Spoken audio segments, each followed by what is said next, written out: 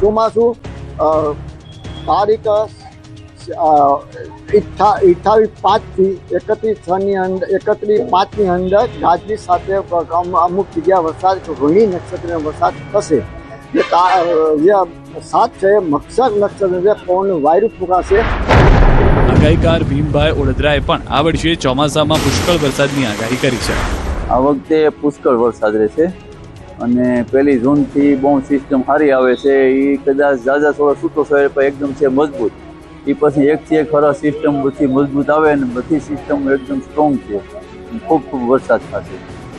ધીમા પગલે 10 દિવસમાં પેટ્રોલ ડીઝલના ભાવમાં ચોથી વાર વધારો. પેટ્રોલ 100 ને પાર પહોંચ્યું. મિડલ ઇસ્ટમાં ચાલતા યુદ્ધની આગ હવે ભારતીયોને પણ દજાડવા લાગી છે. ભારતના સામાન્ય નાગરિકોના ખિસ્સા પર પડી રહી છે તેની અસર. માત્ર 10 જ દિવસમાં જનતાને મોંઘવારીનો ચોથો ઝટકો સહન કરવાનો વારો આવ્યો છે.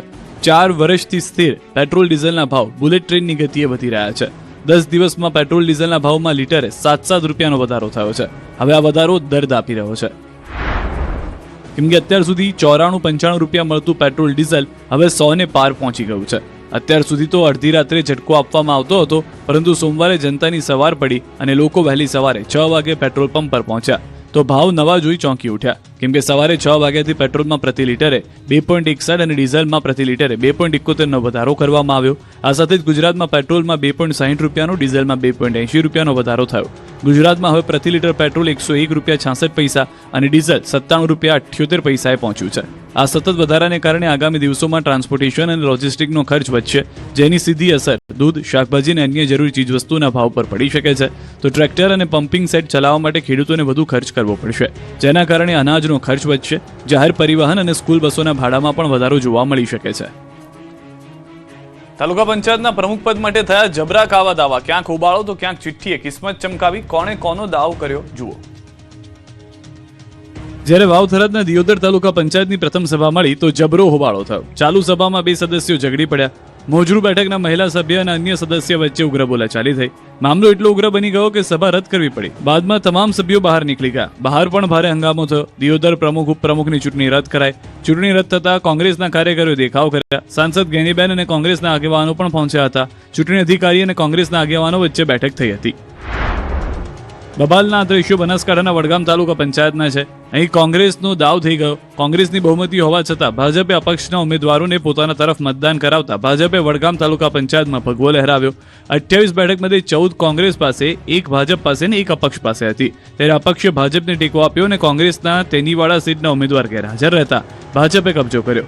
હાઈ વોલ્ટેજ ડ્રામા થયો. ભાજપે અનુબેન ઉપલાણાને પ્રમુખ બનાવવામાં આવ્યા. ઉપપ્રમુખ તરીકે રઘુભાઈ બેગડિયા તરીકે જાહેર.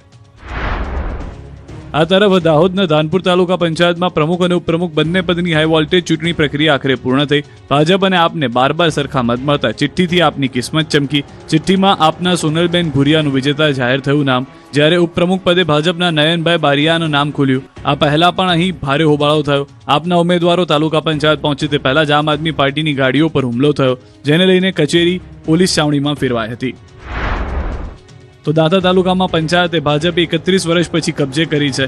આ તરફ તાલુકા પંચાયતની ચૂંટણીમાં કોંગ્રેસ અને ભાજપમાં 10-10 સીટો મળી હતી, પણ કોંગ્રેસના 10 સભ્યોમાંથી 1 સભ્ય ગેરહાજર રહેતા ભાજપ ફાવી ગયું. નવા પ્રમુખ તરીકે ભાજપના પિંકીબેન ચૌધરી વિજેતા જાહેર થયા. તો મોડાસામાં તાલુકા પંચાયતમાં ભાજપનું શાસન આવ્યું. ટાઈ પડ્યા બાદ કોંગ્રેસના 2 સભ્યો ગેરહાજર રહેતા ભાજપની સત્તા આવી. પ્રમુખ તરીકે શહીદ જવાનની પત્ની ભારતીબેન ખાંટ ચૂંટાયા. ઉપપ્રમુખમાં રાકેશ પટેલ ચૂંટાયા.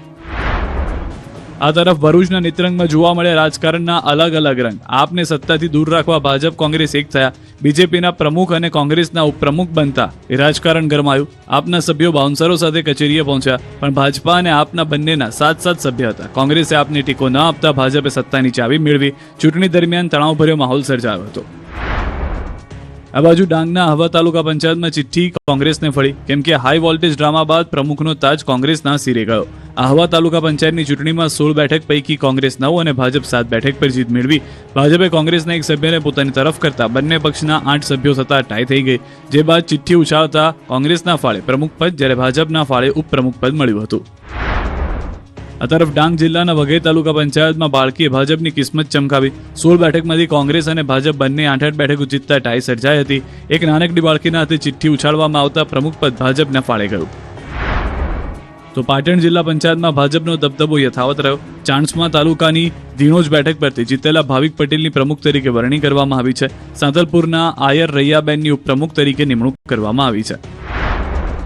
આણંદ જિલ્લા પંચાયતની પ્રમુખ ઉપપ્રમુખની ચૂંટણીમાં હાઈકોર્ટના એક આદેશે આખું રાજકીય ચિત્ર બદલી નાખ્યું. પ્રથમ ટર્મમાં આદિવાસી મહિલા અનામત બેઠક માટે ભાજપે મોટો ખેલ પાડ્યો, જેમાં ગઈકાલે રદ થયેલું ફોર્મ આજે હાઈકોર્ટે માન્ય રાખવાનો આદેશ આપ્યો. હાઈકોર્ટના નિર્ણયથી કોંગ્રેસના પ્રમુખ બનવાના સપના પર પાણી ફરી વળ્યું. આદેશ બાદ સારસા બેઠક પરથી જીતેલા ભાજપના મયુરીબેન પટેલ જિલ્લા પંચાયતના નવા ઉપપ્રમુખ બન્યા, જ્યારે ઉપપ્રમુખ પદ માટે ધુવારણ બેઠકના વિજેતા જીલુભા સિંધા બિનહરીફ ચૂંટાઈ આવ્યા. અમરેલીની 11 તાલુકા પંચાયતની 9 તાલુકા પંચાયત ભાજપે કબજે કરી. બગસરા તાલુકા પંચાયતમાં આમ આદમી પાર્ટીનું શાસન આવ્યું. લીલિયા તાલુકા પંચાયતમાં કોંગ્રેસે સત્તા સંભાળી. લાઠી તાલુકા પંચાયતમાં ધારાસભ્ય હીરા સોલંકીએ ખેલ પાડ્યો. લાઠીમાં ભાજપ બહુમતી છતાં આપ સભ્ય બન્યા પ્રમુખ. સાબરકાંઠા જિલ્લાની 8 તાલુકા પંચાયતમાંથી 7 તાલુકા પંચાયતમાં ભાજપ અને 1 પોશીના તાલુકા પંચાયતમાં આમ આદમી પાર્ટીએ સત્તા હાંસલ કરી.